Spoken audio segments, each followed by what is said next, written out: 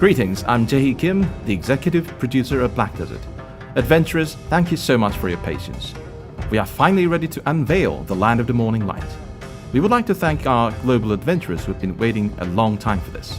Although we were eager to show you sooner, we decided to focus more on localization for good quality. We hope you enjoy the Land of the Morning Light since many adventurers were looking forward to this expansion. We have given our best effort, knowing how much it meant to our players. Now let us introduce the Land of the Morning Light, a new challenge and adventure in the world of Black Desert.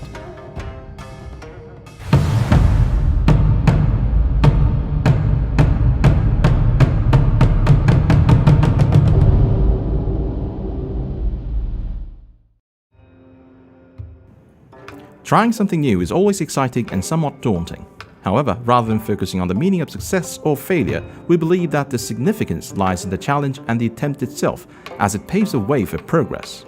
In the Land of the Morning Light, we have taken on several new challenges. The first challenge is to move away from the Tolkienish fantasy backgrounds and introduce a concept inspired by Korea's Joseon era, which may feel unfamiliar to our global adventurers, but will offer a fresh visual experience even for Korean adventurers in their 20s who haven't seen it before. However, on the contrary, I have thought about it differently. If it feels new to Korean adventurers, then it could truly be a world of fantasy, unlike anything overseas adventurers have never seen. I wanted adventurers to experience the Korean medieval era, its architecture, clothing, mythology, and joys and sorrows of life that would be unfamiliar but still quite relatable.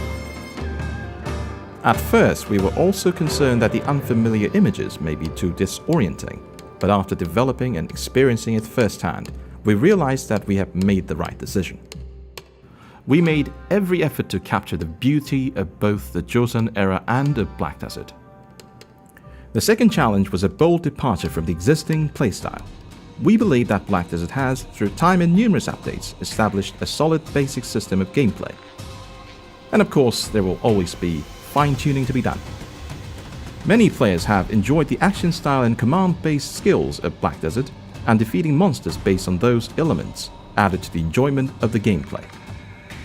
However, no matter how good something is, if you keep encountering it, you start to become too accustomed to that consistent style of gameplay. We needed a change and made various attempts. We tried to create a desert of harsh environmental extremes, an ocean with seemingly no end, Kama Sylvia where you can feel the foundation of growth and a fantasy atmosphere, Dregan with its highlands and dragon legends, Hadum with its twist on standard gameplay, and the cutscenes and storytelling of the Mountain of Eternal Winter. We realized that, while we should borrow from each of their good aspects, there is a need to fill in the gaps and make even greater changes. We felt that new adventures in a new region should not be the same as existing regions. Therefore, in the Land of the Morning Light, we removed the repetitive mob grinding gameplay. Even from the perspective of the Black Desert development team, it was a daunting challenge. However, we rose to the challenge. In the Land of the Morning Light, the basic gameplay revolves around defeating each boss. The ability for players to set the difficulty of a boss was the very definition of that challenge. The third challenge was to transition from our previous linear quest progression to an omnibus-style one. Adventurers will experience gameplay in the order they choose, based on the storylines they select in Darbol Village. This allows them to focus on each individual story. Each story, including the Balinus reboot and the Mountain of Eternal Winter that were already introduced, as well as improved cutscenes and storytelling in Abyss the Magnus, will convey various emotions to the adventurers. You will be able to enjoy each story with a sense of immersion similar to reading a fairy tale or novel. Please look forward to what new stories await in the Land of the Morning Light. With its new adventures, the Land of the Morning Light is a new challenge in Black Desert. New attempts can be both exciting and daunting. Could have walked the proven path by simply adding new monster zones and bosses. However, we wanted to offer adventurers a slightly different experience here in the Land of the Morning Light. While Black Desert provides a reliable play pattern, we also want players to feel like they can embark on a new adventure at any time. We look forward to the stories you create for yourselves in the new region, the Land of the Morning Light, opening June 14th. About 100 years ago, a German missionary depicted their impression of Korea's capital. We wondered how we could effectively convey this impression to our adventurers through the game and kept this in mind as we developed the background for the Morning Light. To create a captivating impression of the Land of the Morning Light, the territory beyond Magoria, we drew inspiration from the stunning natural beauty of Gogum Island in Jeollanam, Goeun County. Then, we drew inspiration from the lush and towering bamboo forest of Damyang, which helped bring to life the tranquility and freshness of Shimnida Forest, awash in greens and blues, Dale Pier reflecting the warmth of the new year with its vibrant Rose Bay paths, Bombawi Valley showcases the majestic silhouette of Taebaek Mountain and the diverse colors of the changing seasons. And Byeokgae Island displays its serene but restrained beauty like a delicate drop of ink on a white Hanji canvas. By carefully incorporating these vibrant colors and natural elements of Korea, we meticulously crafted the terrain of the Land of the Morning Light. We believe that adventurers exploring this new continent will experience both a sense of familiarity and foreignness as if wandering through a beautiful yet undiscovered corner of our country. We also created new terrain that tie in with unique characters from Korean folklore such as Hungbu, Norbu, Gumyo, and the Dokkaebi. We were fortunate to have received assistance from the Cultural Heritage Administration when designing the pottery and ceramics as well. We also created spaces within the Land of the Morning Light where adventurers could vividly experience the traditional Korean folktales during their travels. We designed these various folktale-inspired environments to reflect the motives and atmosphere unique to our culture. We integrated motifs such as imprisonment and corporal punishment to create an atmosphere reminiscent of visiting the Korean Minsok village. We've incorporated several picturesque and serene spots throughout Black Desert that are perfect for avid adventurers looking to capture memorable moments.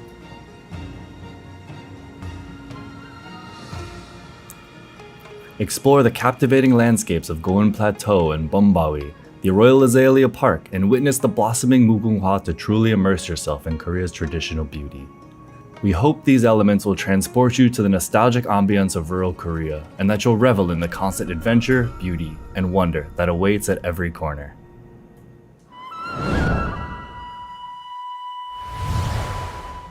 Bosses in the Morning Light were created using various references to Korean folklore and legend, such as the spinster ghost Songakshi, the tale of Princess Bari, from Jeju Island's Jinguktae folklore, and the legends of the Golden Pig. We also depicted the Korean Dokkaebi in various forms.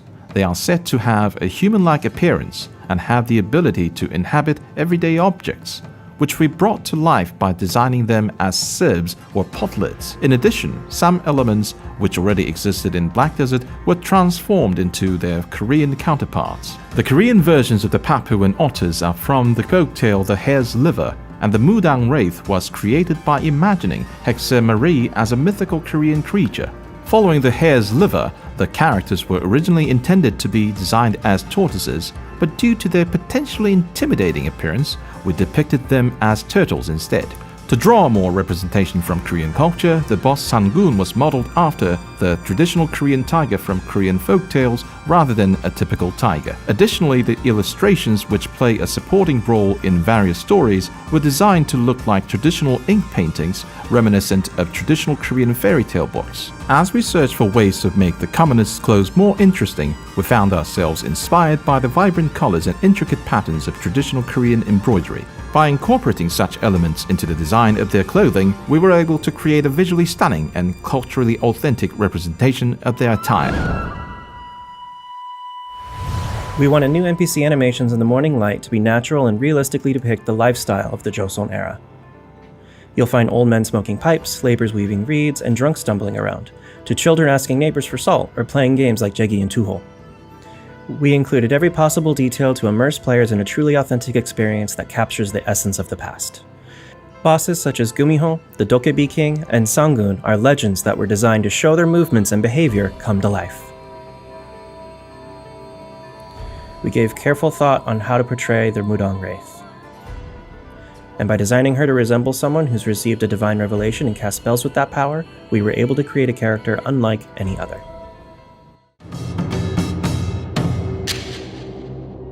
You all probably encountered Yeonhwa in the pre-quest updated last week. As your companion who experienced life and death with you in the Magnus returns to her hometown, I believe your hearts must have been touched by the scene where she invites you. Yeonhwa longed to return to her hometown so badly. The distant and mysterious land of the morning light will welcome our adventurers with refreshing sunlight on June 14th. Global adventurers, you must have grown up listening to interesting tales of the past from your grandparents. Korea also has many such fascinating stories. Since these stories are not yet well known in other countries, they may be somewhat unfamiliar to you, but that just means these fresh and exciting stories are bound to surprise you. These stories have been passed down orally for generations because they're such gripping tales.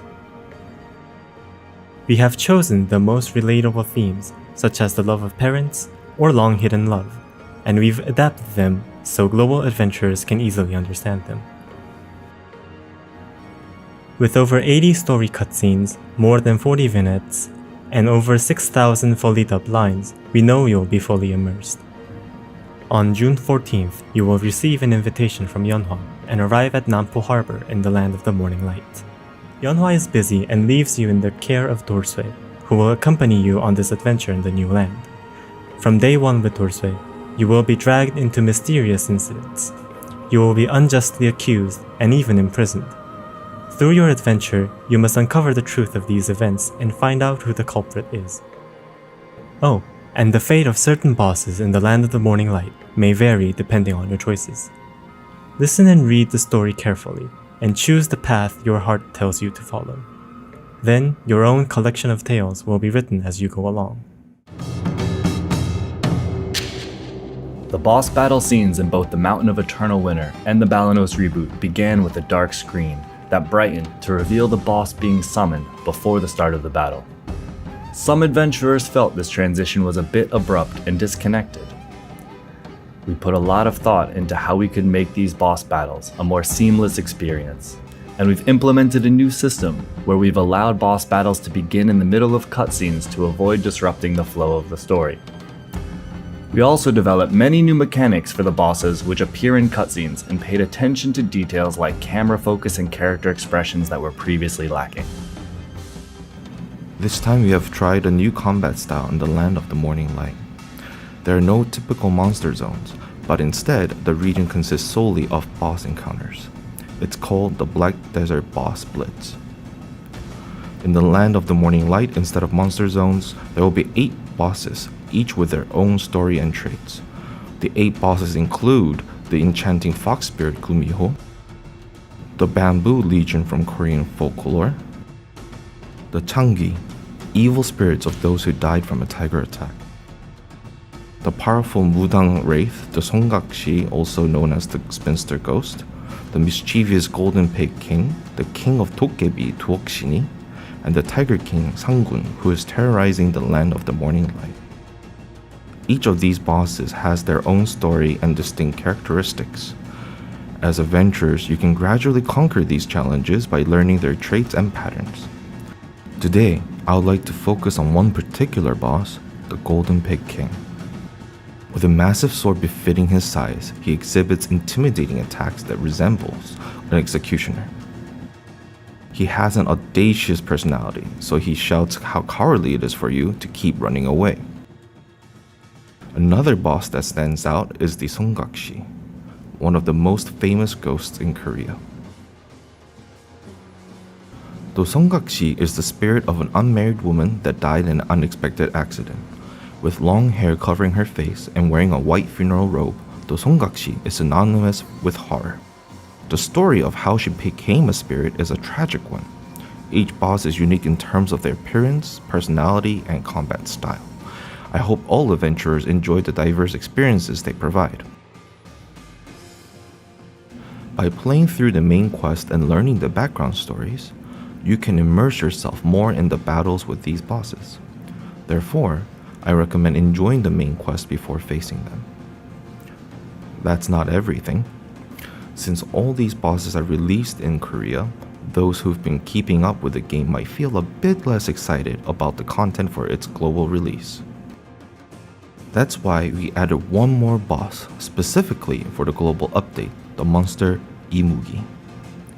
Imugi will be released for the first time to all our global adventurers. I hope you'll enjoy this fresh and new experience.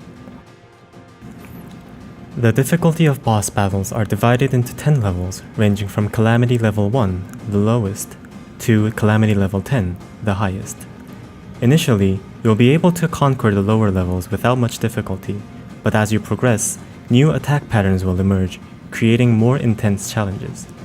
Therefore, if you are not familiar with boss battles or find them too difficult, it's okay to start from a lower level and gradually work your way up. Each of the bosses in the Land of the Morning Light possesses one of 3 attributes: Sun, Moon, or Earth. These attributes affect the boss's AP and DP. Therefore, it will be difficult for you to defeat the bosses effectively as soon as the Land of the Morning Light is released. During your adventure in the Land of the Morning Light, you will obtain a special item called the Light Orb in limited quantities. Light orbs are like points that allow you to enhance the Sun, Moon, or Earth attributes.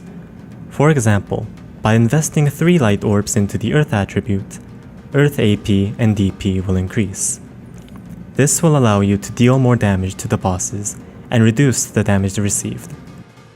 Additionally, all the bosses in this update have their own weaknesses, represented by the Sun, Moon, and Earth attributes. If you invest heavily in the Earth attribute, you'll have a huge advantage against bosses like Sangun or Kumiho, who are weak against Earth. The number of light orbs you can obtain is limited. As adventurers, you can strategically invest your points, designate the boss difficulty, and make your own builds. 90% of the damage dealt to the bosses in the Land of the Morning Light is from your attribute AP and 10% from your character's AP. The DP ratio is also set the same way. With these ratios, it enables adventurers just starting out to face these bosses after they play through the Land of the Morning Light. We believe that we need to continue thinking about accessibility for more people with new content, like the Arena of Solare. And as a result of this consideration, we have decided to implement attribute AP and DP. We may make changes to it over time, but our goal is to make it accessible, so we'd like to ask our veteran adventurers for their understanding. Let's move on to new loot and items. I'm certain that many of you are brimming with anticipation, but first, I'd like to reveal the subjugation rankings that is part of this update. The subjugation ranking shows how fast you cleared each boss by difficulty level, but unlike the existing ranking system, this one will be applied to each class individually rather than collectively. The difficulties of each boss won't be fully available at first, but they'll gradually unlock as each class successfully subjugate the previous difficulty. For example, if you are playing warrior, an adventurer must initially clear a specific difficulty as a warrior in order to unlock the next difficulty level for all other warriors. As each class in Black Desert possesses their own set of unique abilities and combat style, strategizing a plan may be more or less challenging, depending on the characteristics of the boss and that particular class. In the end, we adopted this approach to give skilled adventurers who have extensively studied and gained experience with a particular class the opportunity to achieve greater glory. We hope that this opens up more challenging opportunities for adventurers. Alright, let's move on to loot and new items that can be obtained from these bosses. Allow me to introduce the new accessory, Belt of Tepik, which comes with a special option that activates new skills immediately upon equipping it. The belt grants the Blessing of Tepik skill, and activates a protective buff for you and your nearby allies. But it's important to note that it has a relatively long cooldown, and as you defeat these bosses, there is a small yet certain probability that you'll obtain special loot called the Jewel of Illusion. You can also bring the jewel back to the main continent, where it can be crafted into accessories. Next up is the Deboreka earring that many have been eagerly anticipating. The Deboreka earring not only possesses its own inherent attributes, but also plays a role in activating the Deboreka 3 set effect, so many adventurers would be excited to hear this news. Furthermore, new crystals will be added. Adventurers can unlock 2 additional crystal slots as they venture through the Land of the Morning Light. You will be able to equip existing crystals or the new Morning Light crystals in these slots. Various crystals with diverse effects will be added, including the previously introduced Pongwang's Tear. Additionally, new materials for upgrading the combined magic crystals will be introduced, allowing for even more versatile builds. Last but not least, we have the new, highly anticipated gear, Dan's Gloves. The gloves comes in two versions, damage reduction and evasion. You'll initially craft one version of the gloves, then have the option to exchange them for the other. We put a lot of thought into their crafting method, as there are no new monster zones. We explored different ways of crafting to make it engaging and avoid repetitiveness.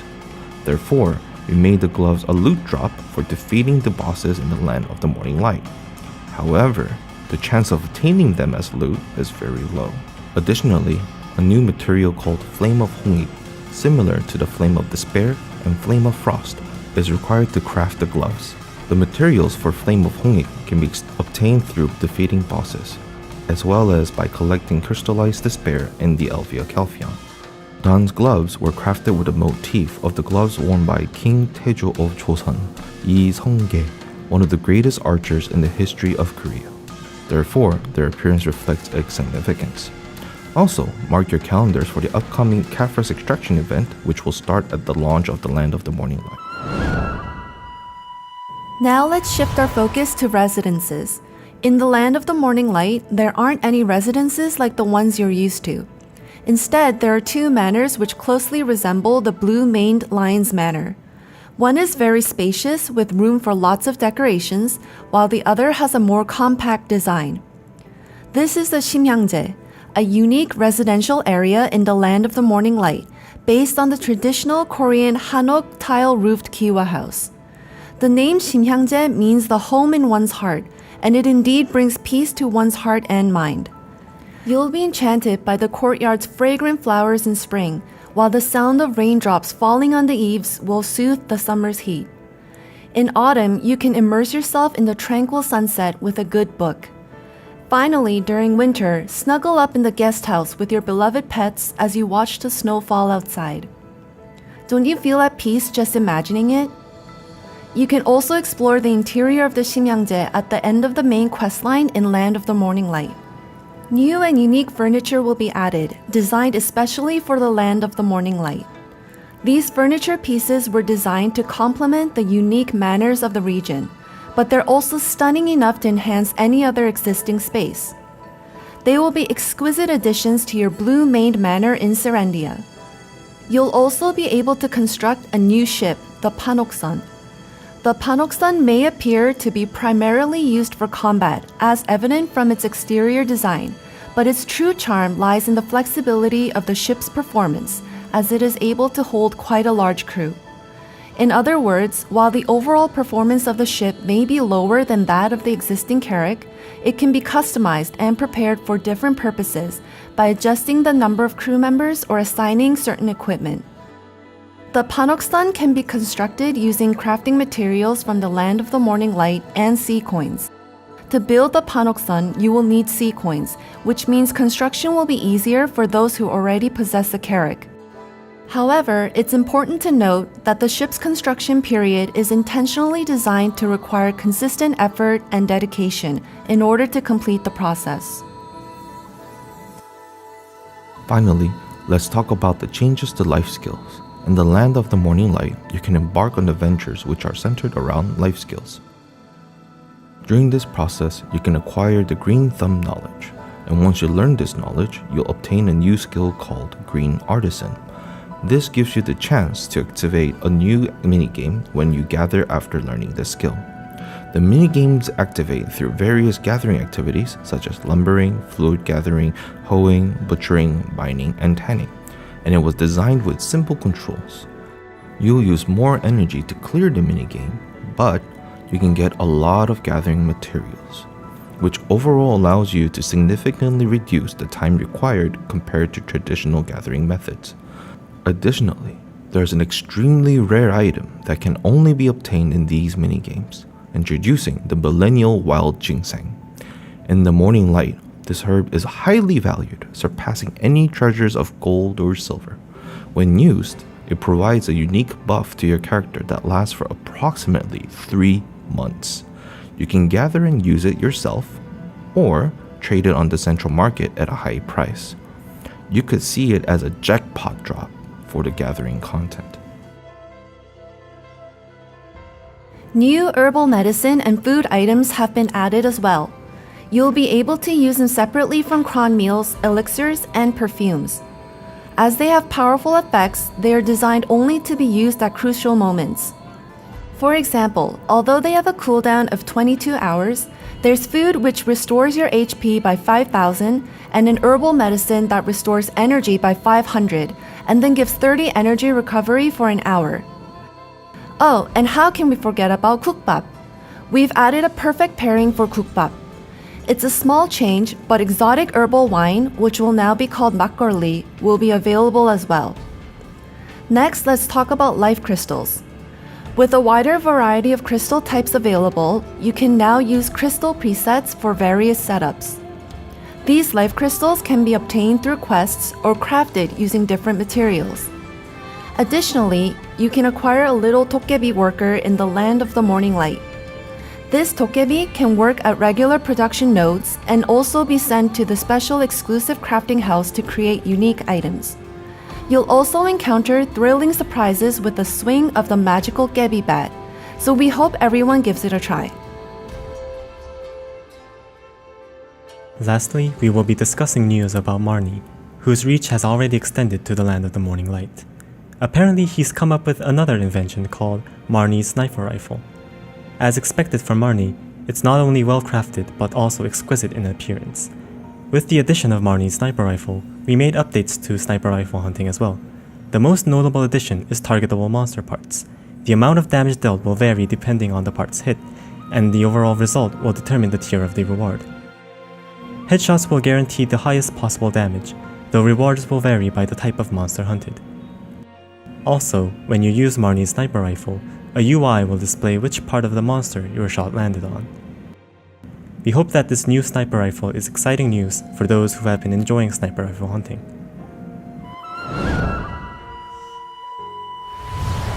Hello, I am Ryu Hyman, the music director of the audio department. The composers of Pearl Bliss, responsible for the fantastic Everfrost soundtrack, returned for this project, each representing their unique style of traditional Korean music.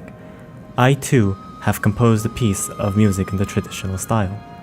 The goal of this music project was to showcase how fascinating traditional Korean music can be as a genre. In my case, I focused on the rhythm of traditional Korean music, as well as its instruments, samunori, and shamanic music. The rhythms were incredibly profound, and I became immersed in the world of this music, and lost track of time working on this project. While producing the music for the Morning Light, I used an experimental piece inspired by Samurnori rhythm for the battle between Wusa and Megu. I had not expected adventurers to enjoy it so much, and it gave me the courage to attempt more diverse and beautiful traditional rhythms for this expansion. To enhance the intensity of combat, I studied the characteristics of each boss and composed traditional Korean music that fit well with them. For the boss Mudang Wraith, I rearranged the rhythm of Gyeonggi-do Dangut, which was music used in shamanic rituals during the Joseon dynasty. I also created a motif from the dynamic and complex rhythm of two of the most prominent rhythms in Samurnori music. Including these battle music pieces, the Morning Light's audio theme consists of 5 different genres: meditation music to soothe the mind, emotional music to accompany the story, village music to suit the ambience when strolling around, and horror music for eerie situations and environments. We plan to showcase a variety of traditional Korean music pieces in the future, starting with the Morning Light. We hope you enjoy listening to them. Lastly, we'd like to point out the amount of effort poured into localizing the Land of the Morning Light. As this content is rooted in Korean culture, it is bound to feel unfamiliar for our global adventurers.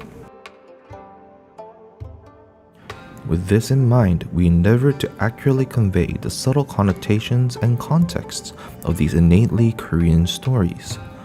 The voice actors paid extra careful attention to each and every word to capture their essence. Also, certain parts were not translated to maintain the impression of entering a foreign country. For example, signs on buildings and the marketplace bulletins are written in Hangul, the Korean alphabet. We believe this will create the immersive experience of stepping foot into a new world. This concludes our intro to the Land of the Morning Light. I remember when we first began this project. It was both exciting and nerve-wracking, and to think that we are now launching this globally after our initial launch in Korea is a euphoric feeling. I don't think I've ever been this nervous when introducing new content.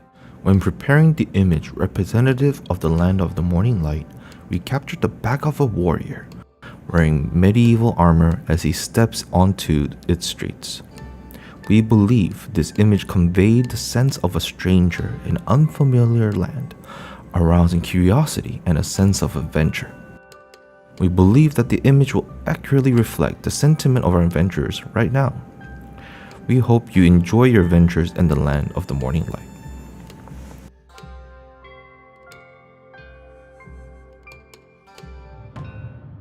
We had news on Wusa's awakening, which I'm sure many of our adventurers are all waiting for.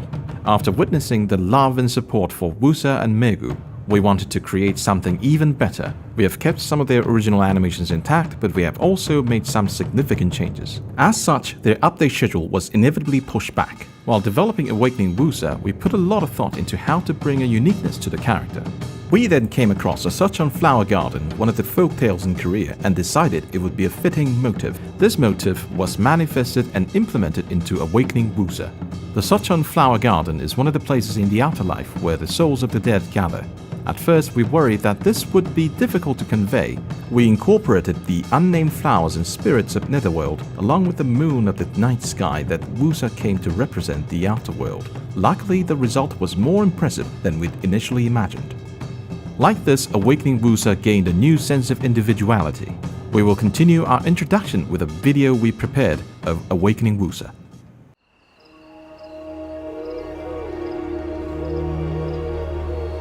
Hyun, the more you try to erase your bloodlines, the clearer they become. And the more you try to forget them, the greater your longing grows. Though you walk down different paths, your fate, preordained by the heavens, will lead you both to one enlightenment. Are you ready to face each other?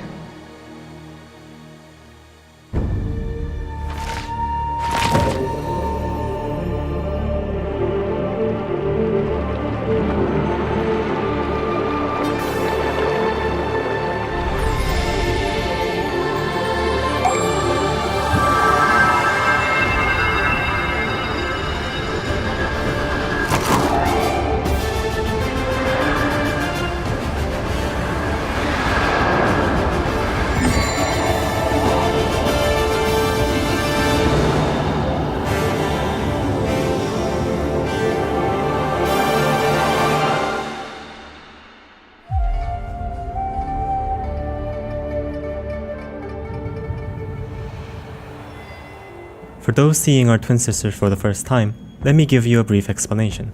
These sisters are fundamentally rivals to each other. One is affiliated with the Wudo school, and the other, the Jwado school. They are like the Jedi and Sith in Star Wars, with different martial arts training methods and conflicting ideologies that set them at odds. You can see the younger sister, Wusa of the Wudo school, as the Jedi, and the older sister, Megu of the Jwado school, as the Sith. Last December, we uploaded The Tale of Two Twins to our official Black Desert YouTube. Listening to this audiobook will give you much greater insight into their relationship. As Wusa progresses through her awakening quest, she has a profound realization and encounters a mighty spirit. As a result, she can draw power from the Sucheon Flower Garden, a realm of the afterlife in Korean mythology.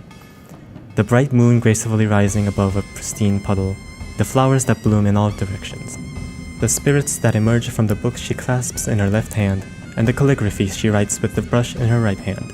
All of these represent the inner nature of Wusa. Wusa has always emphasized the power of humanity. diligently honing her inner self and accumulating knowledge. Due to these principles, she used to criticize her sister Megu for drawing power from external sources such as spirits. Play through Wusa's awakening quest to discover firsthand what kind of spiritual being Wusa encountered that ultimately led her to acknowledge and accept divine power. The weapon's appearance will not be a charm, but rather will look much like a book. We believe that if we weave the charms together into the form of a book, the imagery would amplify Wusa's elegant and serene demeanor. For her outfit, our aim was to give Wusa, embodying the essence of the Seocheon flower garden, the allure of an aristocratic figure. We drew inspiration from the attire worn by officials during ancestral rites in the Joseon dynasty, with the formal attire known as wonsam also worn by high-ranking officials to further enhance our identity as a representative of the Wudo school and a princess. The shoulder piece symbolizes flowers blooming at Gwangcheon Lake, while the lantern adorning her waist conveys the feeling of guiding spirits. The combat style for Awakening Wusa is a hybrid with a focus on mid-range combat. One of the most distinctive features is the ability for Wusa to wield flowers. These flowers serve as summons that bloom and perform various roles to assist Wusa when she utilizes her skills. Allow me to introduce one of Awakening Wusa's main skills, called Moonlit Blast. It is a skill where the flowers summoned around Wusa explode, causing AoE damage. Upon light water effect spreads across the ground. This symbolizes the boundary between the mortal realm and the afterlife. Moreover, the water is illuminated by the moon, evoking an image of the night sky. This displays how our worlds are intertwined by reflecting the night sky in the afterlife above the Seocheon flower garden. Next, we have a skill that embodies Awakening Wusa's combat style called Floral Burst. Floral Burst creates small seeds in front of Wusa that blossom into flowers after a short duration, dealing significant damage in the area. Next is the skill called Seocheon Field. When used, small flowers bloom at the targeted location. These flowers work like mines. When someone approaches them, they explode to inflict big damage. Between the timed skill and the mines, we can get creative and dominate the battlefield. Planting flowers along the path you anticipate your enemies to follow can create openings for you. You can also confuse your opponents by inflicting damage at unexpected timings while performing regular attacks. The next main skill is Mark of the Moon. This skill is presented with the concept of a flower of the afterlife. When using this skill, it inflicts damage to enemies in front and leaves a mark on a target. Summoned flowers then pursue the marked target to claim its soul, and explode after a certain period to inflict damage. In PvE, it can be utilized as the main damage skill, while in PvP, it can be used to track enemies and deal damage. Also, the Mark of the Moon effect is meant to appear like a record of the ones destined for the underworld. To visually represent this concept, we incorporated hunger into the skill effects. Despite being a formidable skill, we strive to make it elegant with hunger woven into Wusa's unique and graceful movements. I believe explanation alone may not be enough, so we prepared a combat video. Let's take a look.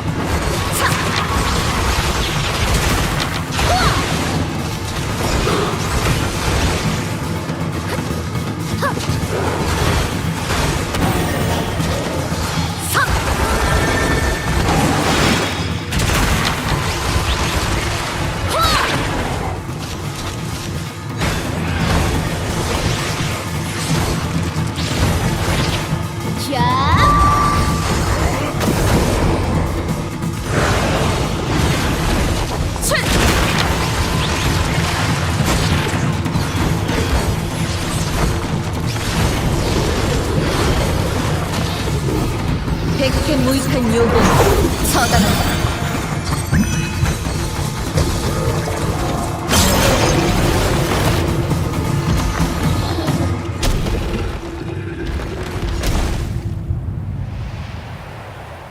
This is the older sister 그녀는 Megu. 어린 시절엔 As a 동생과 child, she 함께 was part of the 우도방 Wudo school 소속이었던 along 만큼 with their 부채를 younger 들었던 sister, 적이 and she used to 있었습니다. wield a fan. 하지만 우도방의 수련 However, she 방식에는 didn't have 별다른 any 재능이 particular 없었고 talent for the 이 Wudo 때문에 school's training 방황을 methods. 거듭하다 결국 Due 우도방에 to her 접대한 struggles, 채 she 가도방에 eventually joined the 들어가게 rival 되는데요. school, known as the 오히려 Shadow 이곳에서 School. 재능의 꽃을 피우게 It was here 되죠. where her talents 이런 began to 그녀가 bloom. 각성 As she 퀘스트를 embarks on her 진행하게 awakening 되면서 quest, she gains 내면의 profound 깨달음을 insight into 얻고 herself 다시 and 부채를 comes to 손에 wield the 쥐게 fan 됩니다. once again. 누구와 As for whom she 만났는지 met and what 어떤 stories 이야기가 unfolded, 펼쳐지는지는 you will discover them 역시 각성 firsthand by 퀘스트를 직접 experiencing the 진행하면서 awakening quest 확인해 yourself.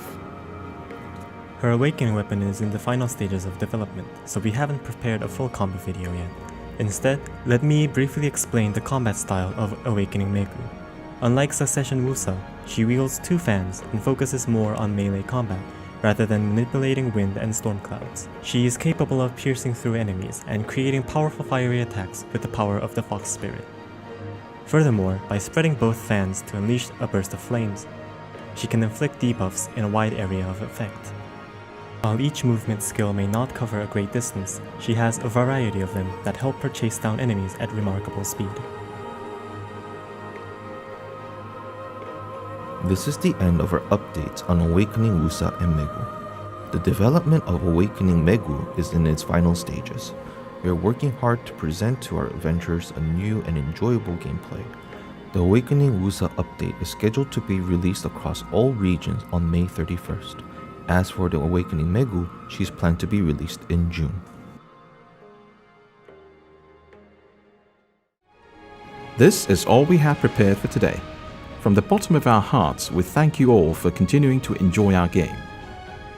We will continue in striving to bring to you the best adventures possible and ensure that Black Desert is the most enjoyable as it can be. Thank you.